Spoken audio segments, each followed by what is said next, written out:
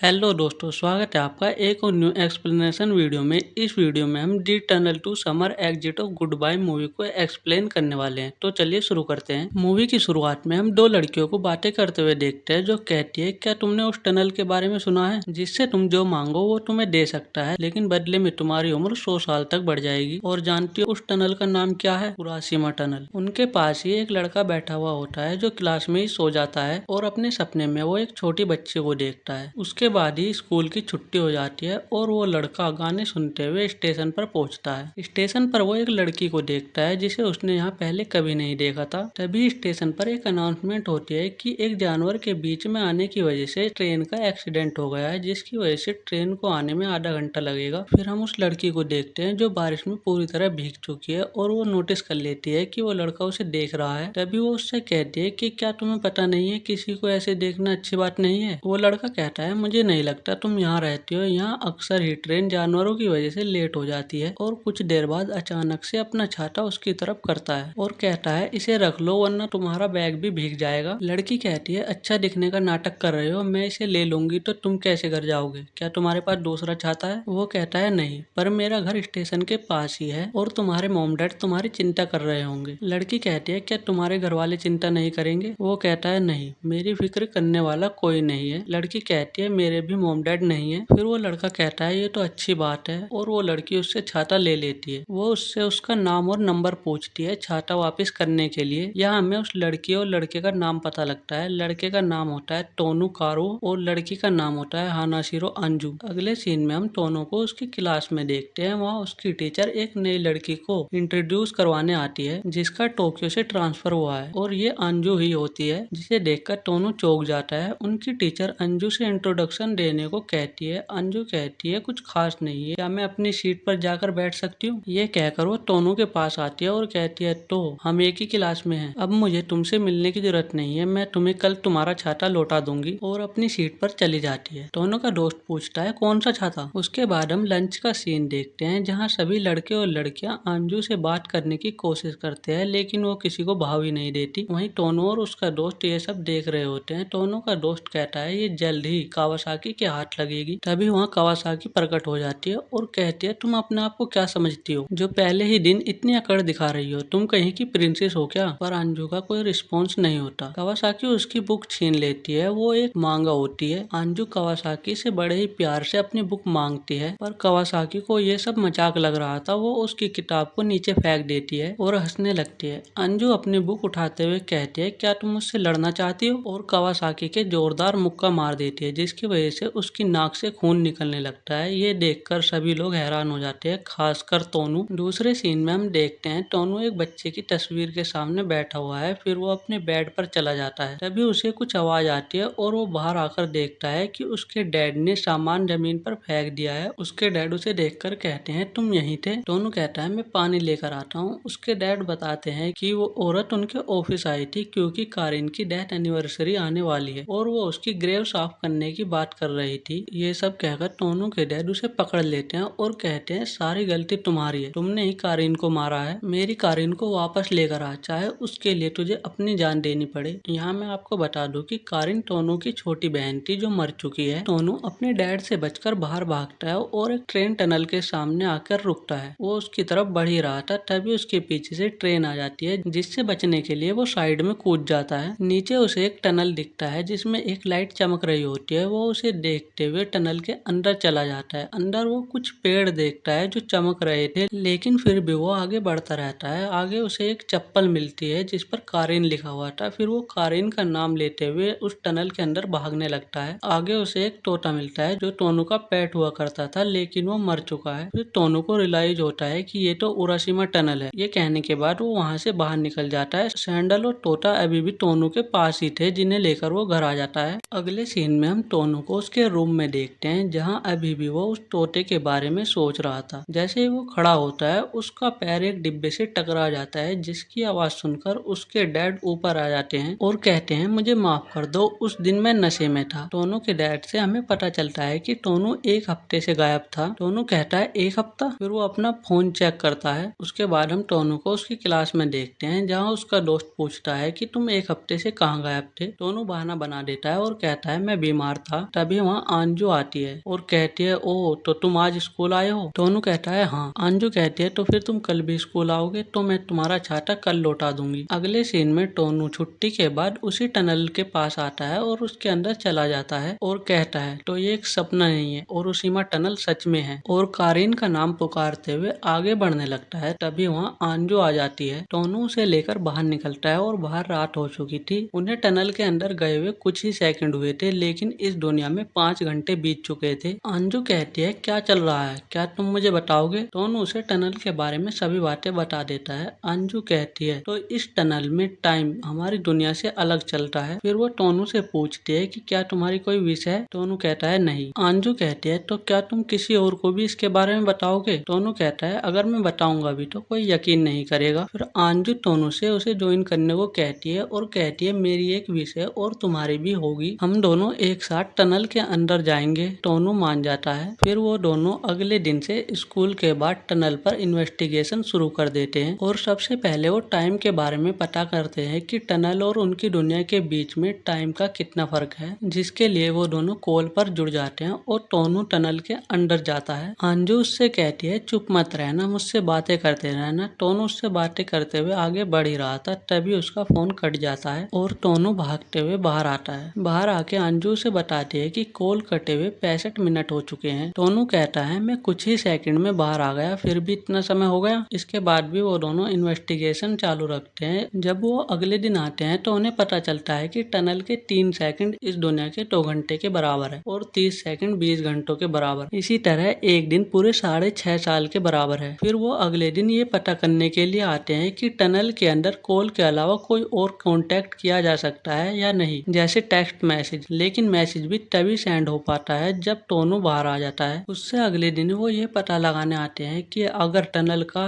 Entrance है तो इसका कोई एग्जिट भी होगा, जिसके लिए वो टनल के ऊपर चढ़ते हैं। लेकिन अंजू का पैर फिसलने की वजह से वो दोनों नीचे गिर जाते हैं और टोनू उसके ऊपर होता है। इसी इन्वेस्टिगेशन के बीच उनकी काफी अच्छी दोस्ती हो जाती है। टोनू का दोस्त उससे पूछता है कि क्या तुम दोनों डेट कर रहे हो? टोनू मना कर देता है। अगले सीन में टोनू अंजू को अपने घर लेकर आता है उसी तोते को दिखाने के लिए। उसके बाद हम देखते हैं कि इस बार वो दोनों ही टनल के अंदर होते हैं और अंजू पेड़ों के पास खड़ी होकर उससे आगे जाके मैसेज करने को कहती है। जैसे ही टोनू आगे जाके पीछे मुड़कर देखता है तो उसे बहुत सारी अंजू दिखाई देती है, जिसकी वजह से टोनू उसके पास वापस आ जाता है। अंजू कहती है पूरे 7 घंटे हो चुके हैं, लेकिन तुम्हारे लिए बस 10 ही सेकंड हुए होंगे। फिर वो दोनों घर आ जाते हैं और अंजू उसे मिलने के लिए बुलाती है। जब वो दोनों मिलते हैं तो अंजू उसका हाथ पकड़कर उसे एक एक्वेरियम में ले जाती है और उससे पूछती है कि मैंने तुम्हें कभी भी हंसते हुए नहीं देखा। उनके बीच कुछ बातें होने के बाद टोनू कहता है वो यहाँ पहले भी आ चुका है अपने मॉम डैड और अपनी बहन के साथ। अंजू कहती है तुम्हारी कोई बहन भी है? टोनू कहता है नहीं थी, वो एक ऐसी दुनिया चाहती थी जहाँ सारे लोग हंसते रहे, और एक दिन मेरी उसके साथ छोटी सी बात पर लड़ाई हो गई और जब मैं घर वापस आया तो मैंने देखा कि वो पेड़ से गिरकर मर चुकी है। वो मेरे लिए बीटल पकड़ने के लिए पेड़ पर चढ़ी थी। उसके बाद ही हमारा परिवार बिछड़ गया, मॉम डैड को छोड़कर चली गई और डैड अल्कोहलिक बन गए। अंजू कहती है तो तुम क्या चाहते हो? टोनू कहता है मैं कारीन को वापस लाना चाहता हूँ। फिर सीन चेंज होता है और वो दोनों उसी टनल में होते हैं, क्योंकि उनके स्कूल की 3 दिन की छुट्टी है, वो उन्हें यहीं बिताने वाले हैं। इस दुनिया के 3 दिन मतलब टनल के 108 सेकंड। फिर टोनू टाइमर स्टार्ट करता है और दोनों एक साथ भागते हैं। उन्हें भागते हुए 45 सेकंड हो चुके थे तो टोनू उसे वापस चलने को कहता है, लेकिन वो बिना रुके भागती रहती है और आगे उससे कुछ पेपर्स टकराते हैं और वो नीचे गिर जाती है। टोनू उससे वापस चलने को कहता है, लेकिन वो कहती है तुम जाओ, मैं इन्हें लेकर आती हूँ। टोनू टाइमर देखता है, उसमें 60 सेकंड बीत चुके थे। टोनू जल्दी जल्दी उसके पेपर इकट्ठे करवाता है और उसे लेकर बाहर निकलता है। उन्हें इन सब में 2 मिनट से ज्यादा का टाइम हो चुका था और सुबह के 4:30 बजने वाले थे। टोनू अंजू से पूछता है कि क्या तुम्हें यही चाहिए था? अंजू उससे कहती है कि यही एक चीज है जो उसे उसके ग्रैंडफादर से जोड़ती है। फिर टोनू कहता है कि अगर इस समय में घर गया तो डैड पता नहीं क्या क्या सुनाएंगे। तो अंजू उसे अपने घर आने के लिए कहती है और उसे एक शर्ट पहनने के लिए देती है और वो कपड़े चेंज करने चली जाती है। टोनू वहाँ कुछ मांगा रखी हुई देखता है और उन्हें पढ़ने लगता है। तब तक अंजू भी कपड़े चेंज करके आ जाती है। टोनू उससे मांगा राइटर के बारे में पूछता है और कहता है ये हानाशिरो मित्सु कौन है? अंजू कहती है कि वो मेरे ग्रैंडफादर हैं। टोनू कहता है ये वही मांगा है जो कावासाकी ने छीन ली थी और नीचे फेंक दी थी, और जो पेपर्स हमें टनल से मिले वो तुम्हारी ग्रैंडफादर की मांगा के थे, या कहे तुम्हारी मांगा के। ये सुनकर अंजू चौंक जाती है और कहती है तुम्हें कैसे पता चला? टोनू कहता है मैंने बस गैस किया। फिर अंजू बताती है कि वो मेरी ही मांगा है और मैं उसे एक दिन सबमिट भी करने वाली थी, लेकिन मैं डर गई क्योंकि इस देश में हजारों लोग मांगा लिखते हैं और मेरा काम उनके साथ कंपेयर किया जाता है, इसलिए मैं वापस आ गई। फिर वो अपने ग्रैंडफादर के बारे में बताती है कि उन्होंने बहुत सारी मांगा लिखी लेकिन एक भी नहीं बिकी, और मेरे मॉम डैड भी उनसे नफरत करते थे क्योंकि वो मांगा लिखने के लिए उनसे पैसे लेने लगे थे। जब वो इस दुनिया से गए तो मेरे मॉम डैड की आंखों में एक भी आंसू नहीं था, ऐसा लग रहा था वो उनके जाने से बहुत खुश हैं। और एक दिन जब मैंने उनसे कहा कि मुझे मांगा राइटर बनना है तो उन्होंने मुझे घर से निकाल दिया। जो पेपर्स हमें टनल से मिले थे वो मेरी पहली मांगा थी और बस मेरे ग्रैंडफादर ने ही उसे पढ़ा था, लेकिन एक दिन ये मेरे डैड के हाथ लग गई और उन्होंने इसे फाड़ के फेंक दिया। टोनू कहता है तो तुम क्या चाहती हो? अंजू कहती है वो एक स्पेशल टैलेंट चाहती है जिससे वो एक ऐसी मांगा लिखे जिसे पूरी दुनिया याद रखे। टोनू कहता है कि क्या मैं तुम्हारी मांगा पढ़ सकता हूँ, लेकिन अंजू मना कर देती है, लेकिन टोनू के काफी जिद करने पर वो उसे मांगा दे देती है। जब टोनू मांगा पढ़ रहा था तो अंजू उसे ही देख रही थी। मांगा पढ़ने के बाद टोनू कहता है दिलचस्प, क्या मैं इसे एक बार और पढ़ सकता हूँ? ये सुनकर अंजू काफी खुश हो जाती है और कहती है कि इस दुनिया में ऐसे काफी लोग हैं जो इस लेवल की मांगा लिख सकते हैं, इसी वजह से मैं स्पेशल टैलेंट चाहती हूँ। टोनू कहता है उसकी क्या जरूरत है, तुम्हारे पास ऑलरेडी स्पेशल टैलेंट है। अंजू कहती है वो तो तुम्हारे पास है, तुम अपनी विश पूरी करने के लिए सब कुछ खोने को तैयार हो। टोनू कहता है ये कुछ ज्यादा नहीं हो रहा? तभी अंजू उसे नीचे गिराकर उसके ऊपर आ जाती है और कहती है मुझे तुम्हारी दुनिया देखनी है, क्या तुम मुझे अपनी दुनिया दिखाओगे? टोनू कहता है मेरी दुनिया में देखने लायक कुछ नहीं है। अंजू कहती है तो ठीक है, अगली बार हम कारीन के लिए टनल में जाएंगे। टोनू कहता है जब तक कारीन नहीं मिलेंगी मैं वापस नहीं आऊंगा। अंजू कहती है जब तक मुझे भी स्पेशल टैलेंट नहीं मिलेगा मैं भी घर वापस नहीं आऊंगी, और कहती है तो कब जाना है? टोनू कहता है 2 अगस्त को। इस वीडियो में बस इतना ही, मिलते हैं नेक्स्ट पार्ट में, जब तक के लिए अरिगातो।